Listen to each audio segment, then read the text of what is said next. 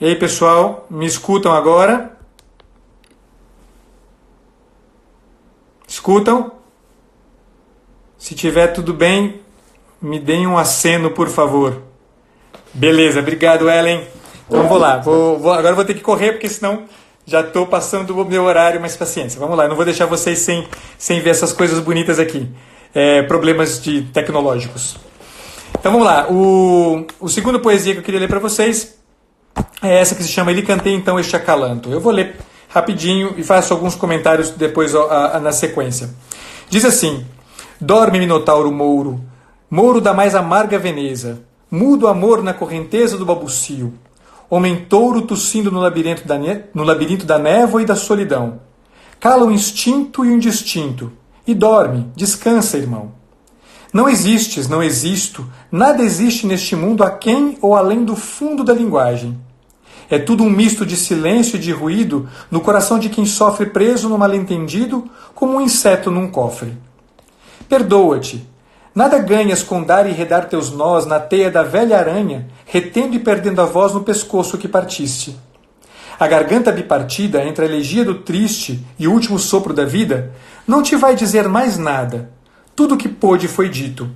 No silêncio, na calada da noite, escuta o infinito, para além da grade, tua e dos outros prisioneiros, entre a linguagem e a lua.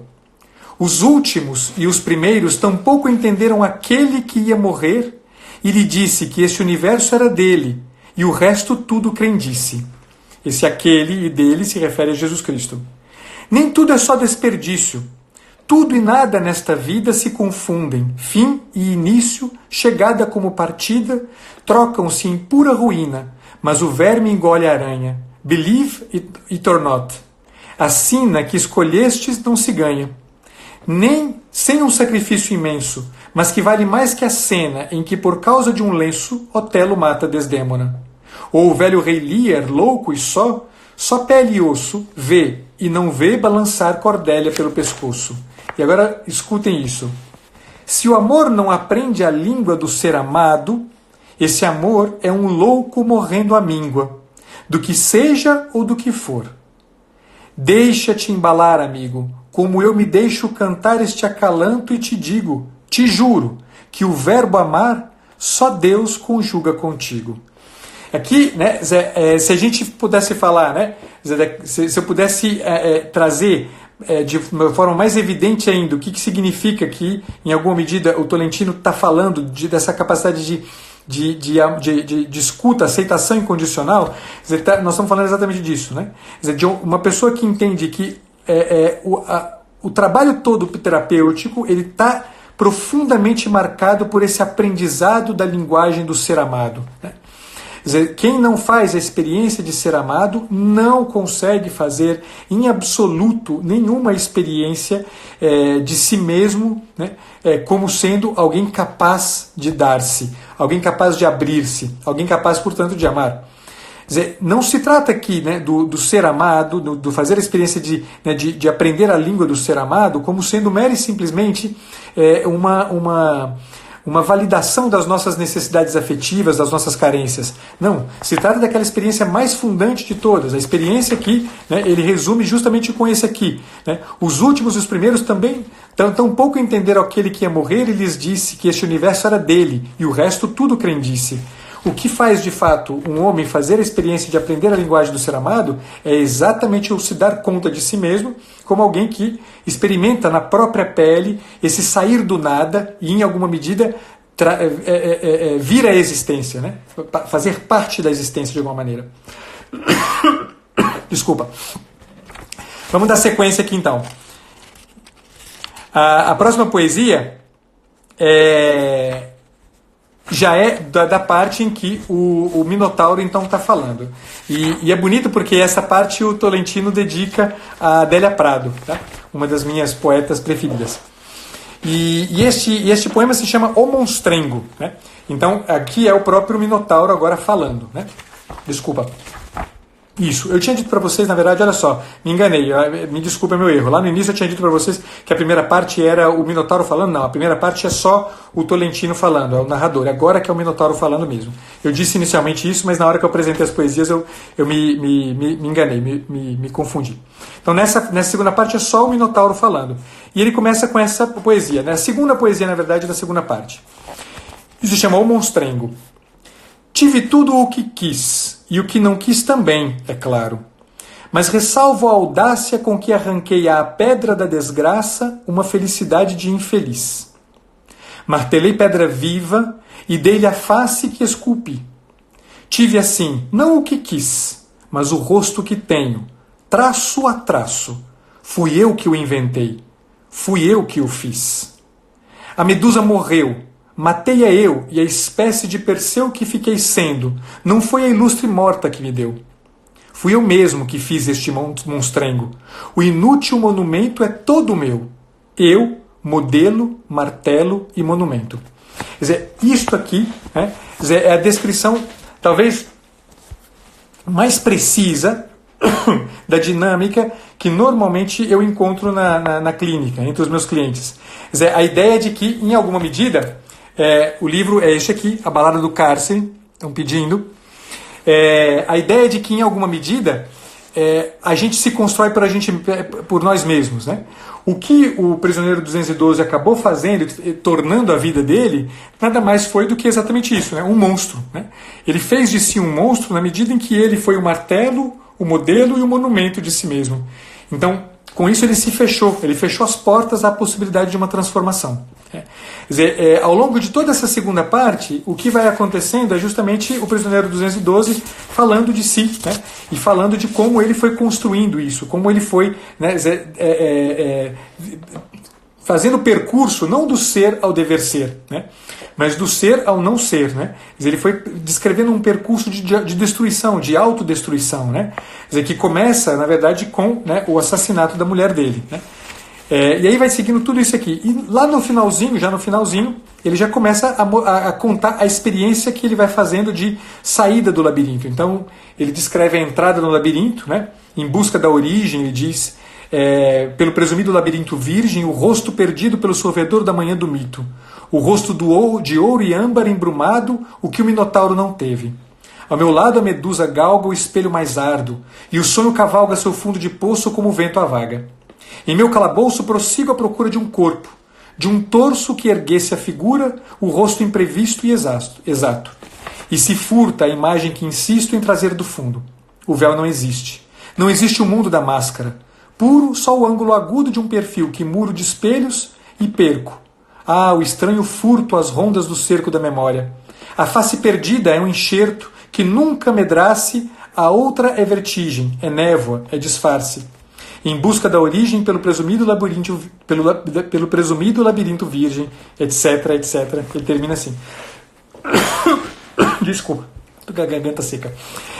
Então, toda a ideia que ele vai, né, descrevendo, que o Tolentino vai descrevendo ao longo de toda a segunda parte do livro, é o Minotauro contando a trajetória que o levou justamente a se trancar dentro de si mesmo e tornar-se ele modelo, martelo e monumento de si mesmo. Vamos agora à última parte, e eu leio dois poemas que são maravilhosos, que já são, então, do prólogo, do epílogo. Mentira, um só é do epílogo, tá? Do livro. Então, este aqui é certamente um dos mais bonitos que eu acho desse livro, que se chama O Diálogo da Alma e do Desejo. E é quando, finalmente, o prisioneiro 212 começa a entender qual é o caminho que ele deve fazer. Né? O livro é Balada do Cárcere, do Bruno Tolentino. A Elaine está perguntando aí. Tá? Qual é o caminho que ele deve empreender? E aí ele começa, né, a mostrar que no caminho de volta, né, de saída, né, do labirinto, algumas coisas são necessárias. E, sobretudo, é necessário uma reconciliação. E aí tem esse poema, que é muito longo, eu não vou lê-lo todo, vou ler 3 trechinhos dele, que se chama O Diálogo da Alma e do Desejo. E é de uma beleza estonteante. Na verdade, aqui é a alma conversando com o desejo. Começa sempre a alma e, em seguida, o desejo vai respondendo. Começa assim: sabes de que sumo sinuoso esmalte me fizeram? Toca meu colo de espuma com teu fogo fátuo, sobe a minha boca de âmbar, de bruma. Possui-me, ó escombro, eu consinto, eu durmo com a minha sombra. Isso disse a alma. Que queres do visível, alma cega? Despiro dos traços do sensível e abraçá-lo depois. Louca, corres aquilo que há de perder-te, pois ao termo do possível cairemos os dois. Que fazer da carne tanta, tão rápida, a carne tátil? Um todo se parte. Que fazer da sombra que enche a ferida? Que fazer da luz? O leito é de dois. Amor, meu outro, que fazer de nós? Que fazer do visível, derrota do invisível? Não existe o visível. E a visão? Que fazer da visão? Tão cegos os olhos, os lábios, tão longo o grito? Longe no infinito. Vejam, estão me perguntando de novo. O livro é este, A Balada do Cárcere, do Bruno Tolentino. Até o final eu vou falar umas 300 vezes, não se preocupem. A coisa que me interessa, sobretudo, deste diálogo, depois ele continua o diálogo de maneira maravilhosa, continua longamente esse diálogo, mas a coisa bonita é ver a reconciliação que se estabelece entre a alma e o desejo. Né? A alma entendendo que o desejo é o escombro, né? É o escombro de si mesma. E o desejo com essa clareza de entender que também ele também tem essa clareza de que é o escombro. Ele fala, mas você está correndo para aquilo que vai te perder. Né? E a alma fala, não, veja, no fim, quem corrige, né? Sou eu que corrijo o tempo inteiro os teus desvios. Né? Você vira, né? O desejo diz, mas o que você quer fazer com o visível, né? E ela fala, eu quero justamente despir o visível de tudo aquilo que é sensível, né? Para abraçar aquilo que permanece no visível.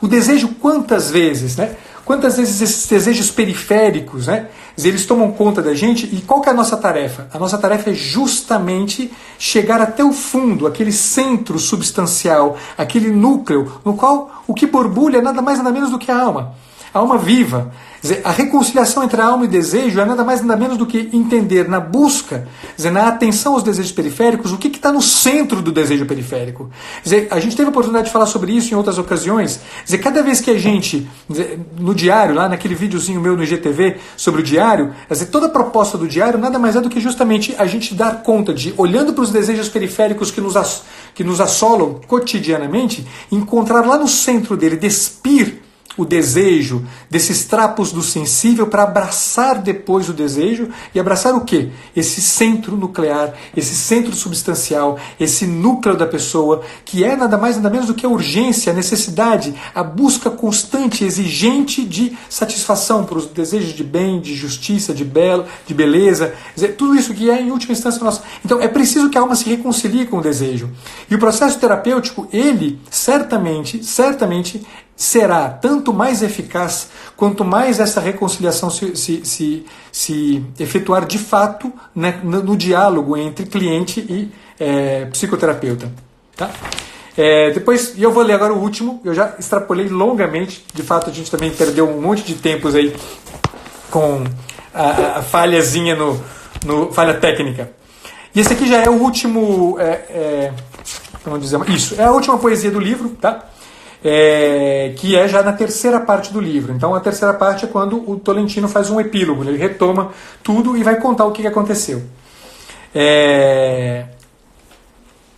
E aí é um poema muito longo, é um poema em 10 sonetos, tá? Eu não vou ler os 10 sonetos, eu vou ler os 2 últimos sonetos apenas, tá? São maravilhosos todos eles, né? Este poema se chama A Vida Toda de Costas. Então os 10 sonetos que são cantados aqui são maravilhosos, mas esses 2 últimos aqui eu queria ler com vocês e compartilhar com vocês, porque ele aqui traz uma contribuição para aquilo que eu dizia no início da live, para ajudar a gente a entender como psicoterapeuta, né, a nossa tarefa fundamental. Quer dizer, onde que a gente deve focar quando a gente está pensando em fazer psicoterapia? Quer dizer, o que a gente deve buscar no processo psicoterapêutico? E diz assim, tá? Então, tenho em mente que eu estou pegando um poema inteiro, né, no último quinto desse poema. Então, alguma coisa não vai estar claramente compreendida, mas eu vou ajudar vocês a entender depois. Diz assim: Naquele peito exausto, porque humano, bate ainda um coração perplexo. A incompreensível procissão, que só se demorava por engano, foi sufocando aos poucos esse arcano, esse sinal da estúpida ilusão do ser. Ser incompleto, ser em vão, entre a contrafação e o desengano.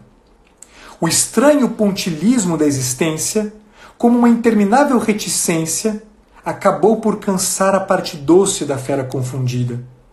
Amargurou-se o monstro e, alheio por desapetência, foi sendo aos poucos como se não fosse. Só a visão de Deus é suficiente. O Minotauro preso e sem sentido recorda-se de Deus, um seu parente distante e incompreensível. Aturdido, sempre sem voltar porque de frente o mistério é maior, o olhar perdido na consideração do desmedido, o monstro insaciável e inocente, aberração no escuro como eu, chega ofegante à curva do limite do escuro labirinto e pensa em Deus. Somos iguais, vazios de apetite, entre os restos deixados deles, meus, nossos, pensando em Deus como um convite. Aqui, eu encerro, né, essa live dizendo qual é a tarefa do terapeuta, qual é a tarefa da psicoterapia, qual é a nossa tarefa, né, em que, em alguma medida, isso aqui ilumina de um jeito muito surpreendente. É justamente, né,